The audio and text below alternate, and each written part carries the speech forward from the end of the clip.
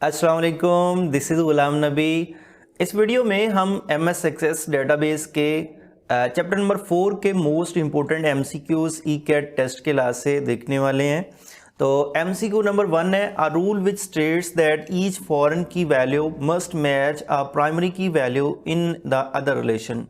वो कौन सा रूल है जिसके अकॉर्डिंग आपके टेबल की फॉरेन की वैल्यू किसी दूसरी रिलेशन के प्राइमरी की वैल्यू से मैच करनी चाहिए। तो उस रूल को हम नाम देते हैं जी रेफरेंशियल इंटीग्रिटी का नाम देते हैं। नेक्स्ट क्वेश्चन है, two or more attributes having different names but same meaning are called.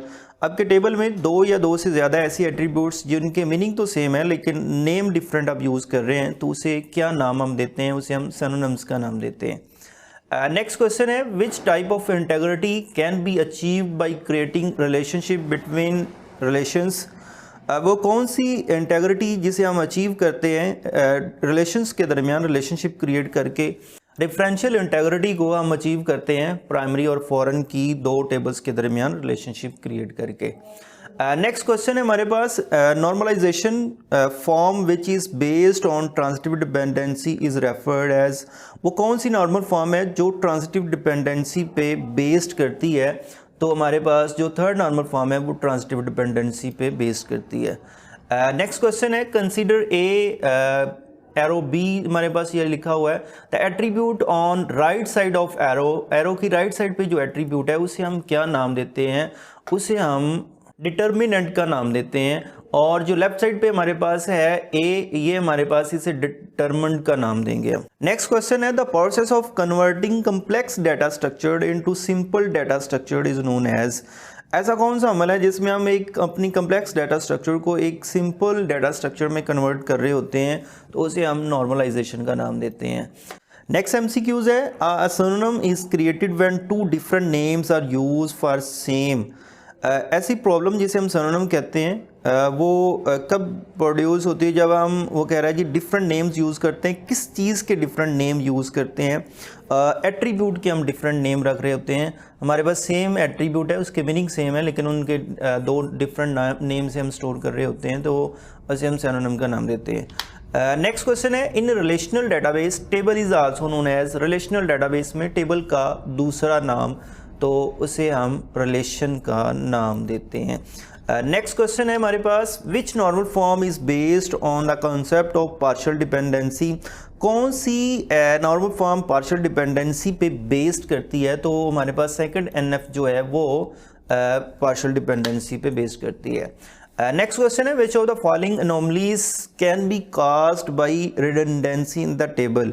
कौन सी अनोमली जो है एरर डेटाबेस में डाटा रिडंडेंसी की वजह से प्रोड्यूस होती है?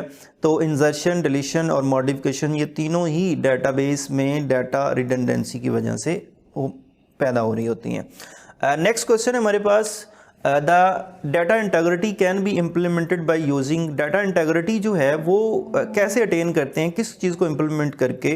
प्राइमरी की को, फॉरेन की को, रिलेशनशिप को। तो हम ये तीनों ही इम्प्लीमेंट करके हम अपनी जो है डाटा की इंटीग्रिटी, एक्यूरेसी को इम्प्लीमेंट कर रहे होते हैं। नेक्स्ट क्वेश्चन है, in third NF a non key attribute must not depend on.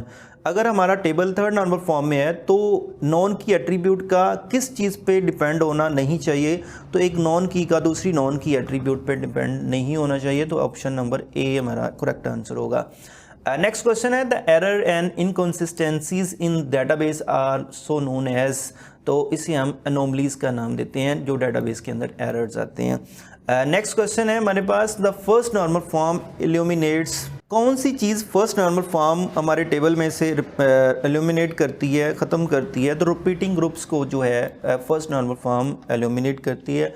और लास्ट MCQs है, following can be use for implementing data security. इनमें से किस चीज़ को हम डाटा सिक्योरिटी के लिए इम्प्लीमेंट करते हैं? रिलेशनशिप को, अथेंटिकेशन स्कीम, पासवर्ड और बोथ B and C। तो हमारे पास अथेंटिकेशन स्कीम और पासवर्ड्स जो हैं ये डाटा सिक्योरिटी के लिए इम्प्लीमेंट किए जाते हैं, तो इस मीन हमारा आंसर जो है वो D करेक्ट आंसर होगा। तो ये कुछ बहुत इंपॉर्टेंट MCQs थे चैप्टर नंबर 4 के। नेक्स्ट वीडियो में हम चैप्टर नंबर 5 के इंपॉर्टेंट MCQs की बात करेंगे। थैंक यू, अल्लाह हाफिज़।